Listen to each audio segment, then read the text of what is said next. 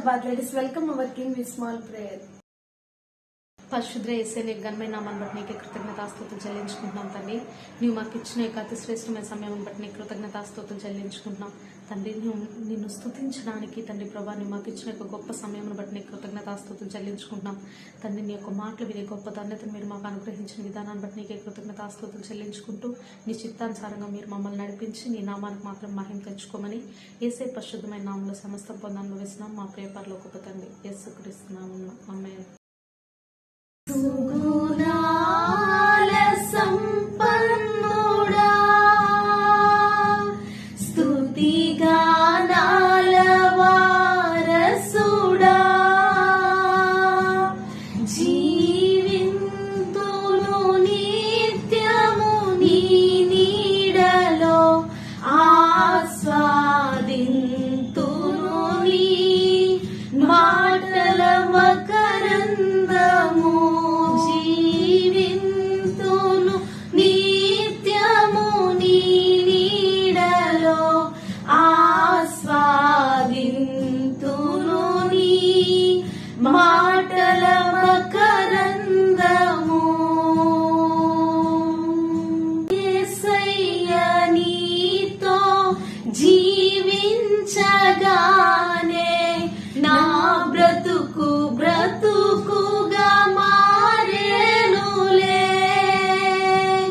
నాట్యమాడెను నా అంతరంగము, ఇది రక్షణానంద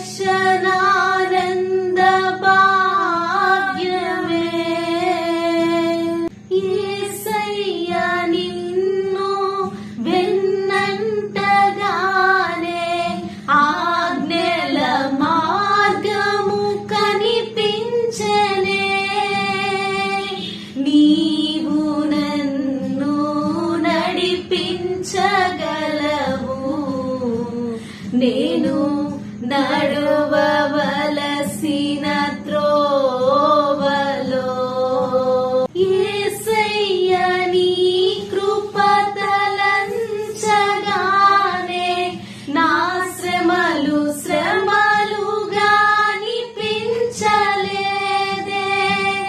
నీవు నాకిచ్చే మహిమ ఎదుట ఇవి ఎన్న తగినవి కావే. Praise the lord. యేసుక్రీస్తు పేరిట మీ అందరికీ నా వందనాలు. ఈరోజు దేవుడు మనతో ఏం మాట్లాడుతున్నాడంటే మత్తయి సువార్త 14వ అధ్యాయం 13వ వచనం. యేసు ఆ సంగతి విని దోణి ఎక్కి అక్కడి నుండి అరణ్య ప్రదేశమునకు ఏకాంతంగా వెళ్ళెను. జనసమూహం ఆ సంగతి విని పట్టణం నుండి కాలినడకన ఆయన వెంట వెళ్ళిరి. ఆయన వచ్చి ఆ గొప్ప సమూహంను చూచి వారి మీద కనికరపడి వారిలో రోగులైన వారిని స్వస్థపరచను. ఈ రోజు దేవుడు మనతో ఏం మాట్లాడాలనుకుంటున్నాడంటే మనల్ని స్వస్థపరచాలని ఆయన ఆశపడుతున్నాడు. ఈ యొక్క స్వస్థత మనకు ఎప్పుడు లభిస్తుందంటే దేవుని యొక్క కనికరాన్ని మన యొక్క జీవితంలో మనం పొందుకున్నప్పుడు మనకు లభిస్తుంది. మరి ఆయన యొక్క కనికరాన్ని మనం పొందుకోవాలంటే మనం ఏం చేయాలని చూసినట్లయితే, యేసయ్య ఆ యొక్క అరణ్యంలో వెళ్తున్నాడని ఆ యొక్క జన సమూహం తెలిసినప్పుడు వాళ్ళు ఎంతో మంది యేసయ్యను వెంబడించారు. అప్పుడు యేసయ్య వారిపైన కనికరపడి అక్కడ రోగులైన వారిని స్వస్థపరచడం జరిగింది. ఈనాడు మన యొక్క జీవితంలో కూడా మనం యేసయ్యను వెంబడించడానికి మనం ఇష్టపడదాం.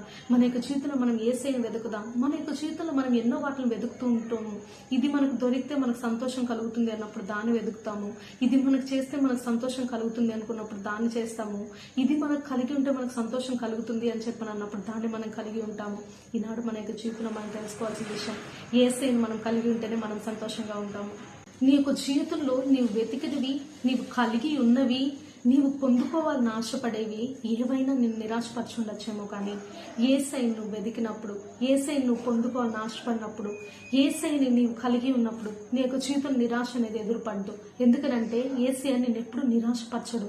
నిన్నెప్పుడు ఆయన ధైర్యపరచడానికి, నిన్ను సంతోషపరచడానికి, నిన్నెప్పుడు ప్రేమించే యేసయ్యగా ఎప్పుడు నీ పక్కన ఉంటాడు. నీ యొక్క జీవితం నువ్వు సందేహింపకుండా చేయగలిగిన విషయం ఏదన్నా ఉంది అని చెప్పనంటే యేసయ్యని వెంబడించడమే. యేసయ్యని వెంబడించినప్పుడు, నువ్వు సందేహించకుండా నువ్వు వెంబడించినప్పుడు ఆయన నీ యందు కనికరపడి నీ కోసం సమస్తం చేయగలడు. నీ జీవితంలో నీవు ప్రయాసపడింది చాలు, నీ జీవితంలో నువ్వు వెతికి అలసిపోయింది చాలు, నీ యొక్క జీవితంలో ఒంటరిగా మిగిలిపోయింది చాలు. ఈనాడు నువ్వు ఒక విషయంను గ్రహించు, యేసయ్యను వెంబడించడం వలన నీకు సమస్తం లభిస్తుంది అనే విషయాన్ని. కాబట్టి ఈనాడు యేసయ్యను వెంబడించు. యేసయ్య నీ కొరకు సమస్తమును జరిగించి నీకు సమస్తమును అనుగ్రహించి నీకు తోడుగా ఎప్పుడు నిలవడానికి ఇష్టపడుతున్నాడు. నీకు తోడుగా ఉన్న యేసయ్యకి నివాసస్థలంగా ఉండడానికి ఇష్టపడవు. ఆయన నీ యందు నివసించి నీకు గొప్ప కార్యములు చేస్తాడు. నీ మందిరమై నేనుండగా నా యందుండి నడిపించవా. నీ మందిరమై నేనుండగా